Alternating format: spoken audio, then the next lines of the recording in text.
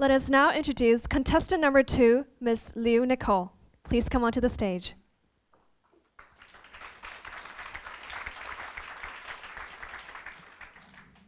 The title of her speech is Bridging the Chasm. You now have 3 minutes. You may begin after the bell rings. Ladies and gentlemen, picture the scene. Wait, no, don't close your eyes. This room is dim enough. But anyway, picture the scene.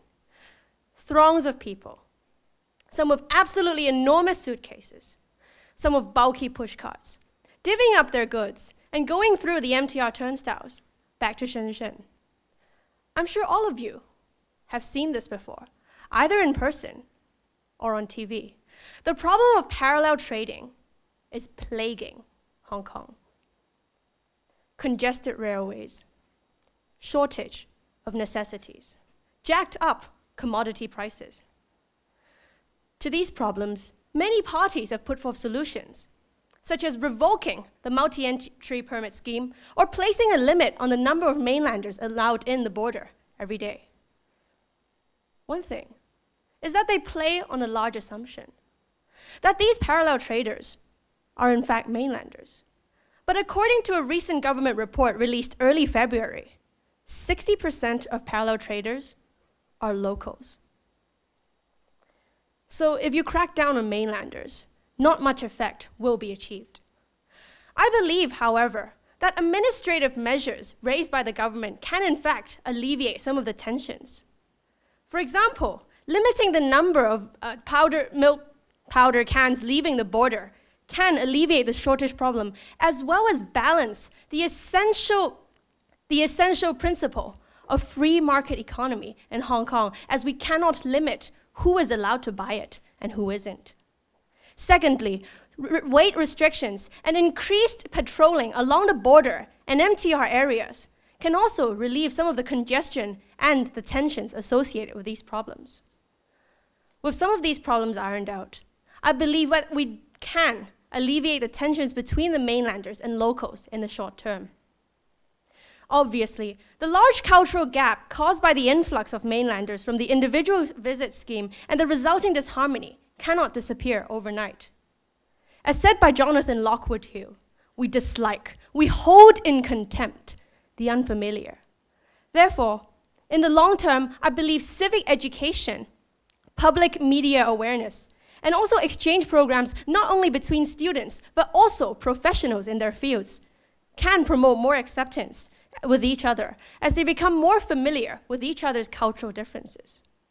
As said by Director Jiang Xiaoming of the liaison office between the Chinese government and the Hong Kong SAR, no problem is too big to solve if the people of Hong Kong and the people of the mainland approach it rationally, amicably, without exaggeration, without prejudice, to seek common ground.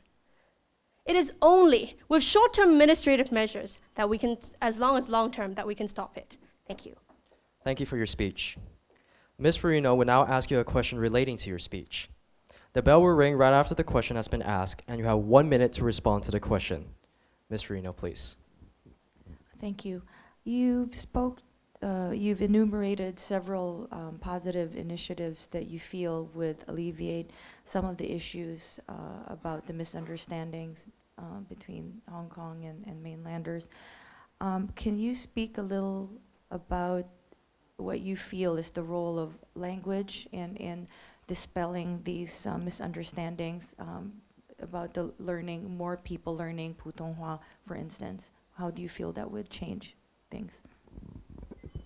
As Hong Kong is a part of China, besides English and Cantonese that we learn in school, students are also required to learn Putonghua. However, there's a great deal of resistance because, in a way, it is seen as alien from our Cantonese. That is a different thing. And this language barrier does indeed put a stress on the relations between locals and mainlanders. But I believe that since we are indeed a part of China, it is necessary that we come together, and it is necessary that we attempt to overcome the language barrier. So I believe that Hong Kongers should indeed learn Putonghua and learn it well so we can communicate with as many people as we can to relieve the tensions. Thank you. Thank you. A second question will now be asked by Ms. Trotter. Again, the bell will ring right after the question, and you may then respond to the question. Ms. Trotter, please. Thank you, Nicole. Private audit firms have predicted that the government will have a huge surplus this financial year. If you were the financial secretary, how would you utilise this money? Thank you for your question.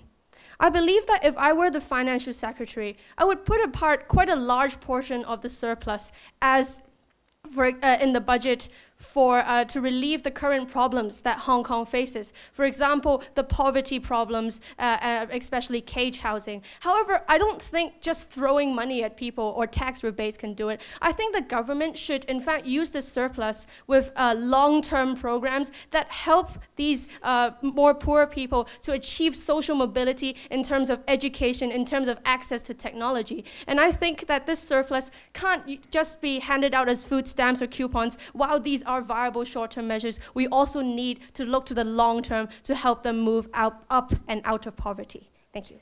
Thank you. Please take a seat.